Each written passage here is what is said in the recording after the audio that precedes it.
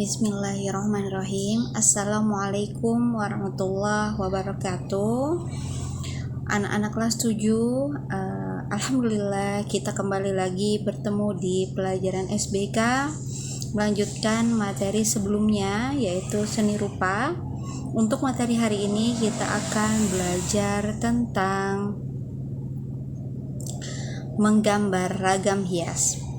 Baiklah, sebelum kita memulai pembelajaran, alangkah baiknya diawali dengan doa terlebih dahulu. Berdoa dimulai.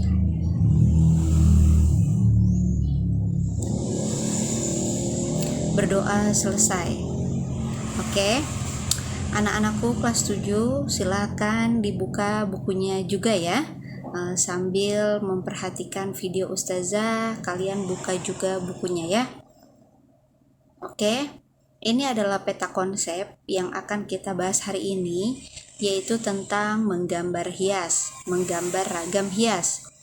Yang pertama akan kita bahas adalah prinsip menggambar ragam hias, kemudian jenis ragam hias, selanjutnya adalah media menggambar ragam hias, dan yang terakhir adalah prosedur menggambar ragam hias. Nah, prinsip menggambar ragam hias. Ragam hias disusun dari sekumpulan pola hias, sedangkan pola hias disusun dari sekumpulan motif hias. Jadi bisa dibilang kalau ragam hias adalah kumpulan dari motif hias. Jadi motif hias adalah bagian yang paling kecil dari ragam hias. Ragam hias itu kan seperti ini, berarti yang kecil-kecilnya itu adalah motif hias ya. Motif hias berkumpul membentuk pola hias.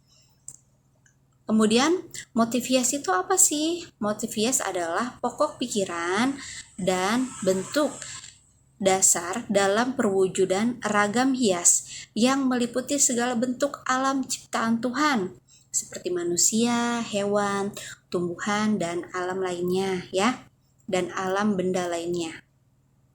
Oke, anak-anak, jadi motif hias itu dibuat terinspirasi dari segala bentuk yang ada di muka bumi ini ya. Jadi bisa apapun, bisa manusia, bisa hewan, bisa tumbuhan, bisa benda alam atau alam benda kayak gitu ya. Nah, contohnya seperti ini. Nah, ini ragam hias. Di dalamnya ada bentuk seperti bunga, ada bentuk seperti daun, atau mungkin orang melihat itu seperti wajah manusia ya. Tergantung kita interpretasikannya gitu ya.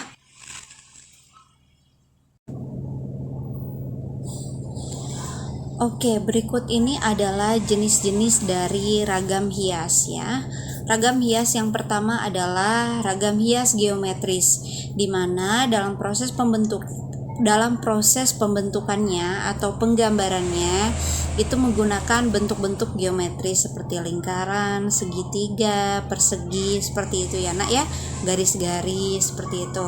Kemudian yang kedua adalah ragam hias hewan atau fauna atau binatang ya, dimana dalam proses pembentukannya terinspirasi dari bentuk hewan atau binatang. Kemudian yang ketiga adalah ragam hias manusia. Kakak bisa lihat sendiri, ragam hias manusia adalah terinspirasi dari bentuk atau pribadi manusia. Kemudian ada ragam hias tumbuhan, atau flora ya, atau pohon atau tanaman ya, merupakan ragam hias yang polanya atau motifnya terinspirasi dari tumbuhan. Kemudian ada ragam hias alam benda, yang mana dalam pola dan motifnya terinspirasi dari alam benda ya. Nah, di sini adalah apa? Teko ya, teko, tetapi di dalamnya ada corak-corak tumbuhan. Kemudian berikut ini adalah media menggambar ragam hias. Nah, di sini ada alat dan bahan menggambar ragam hias.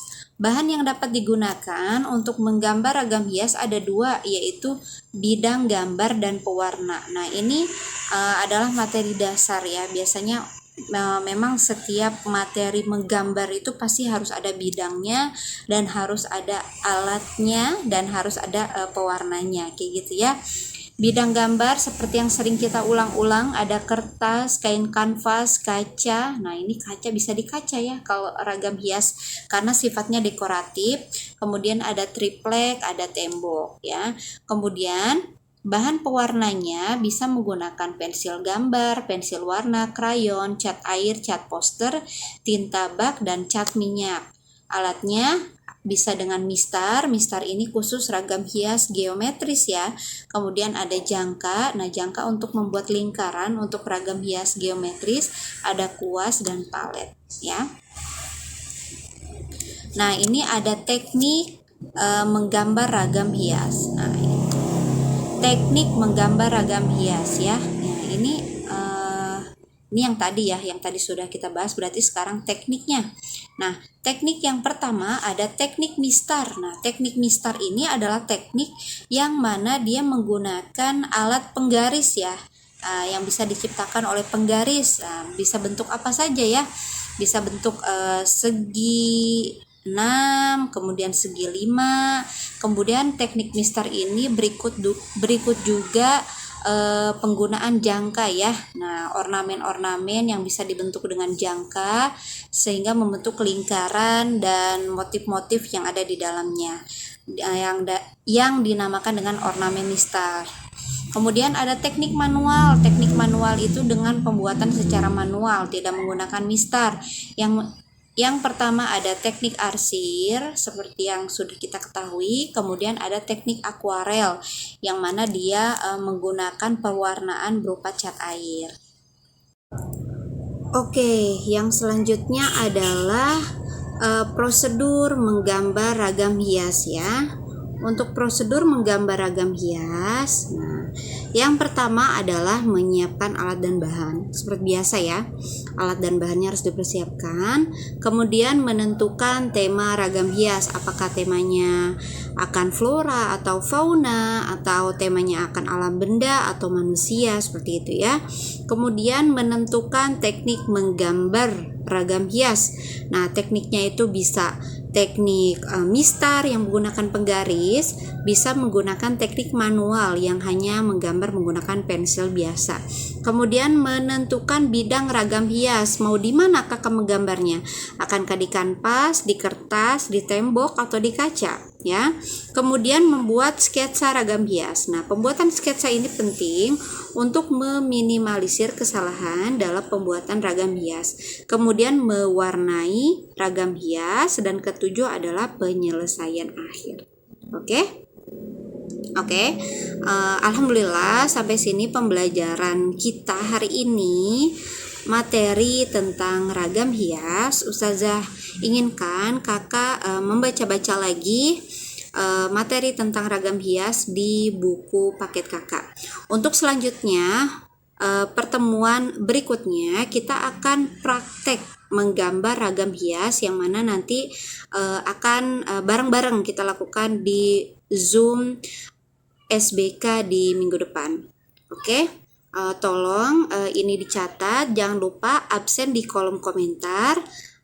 Baiklah, Ustazah akhiri dengan mengucapkan hamdalah, alhamdulillahirabbil alamin, doa kafaratul majlis, subhanakallahumma wa bihamdika, asyhadu an la ilaha illa anta astaghfiruka wa atubu ilaik.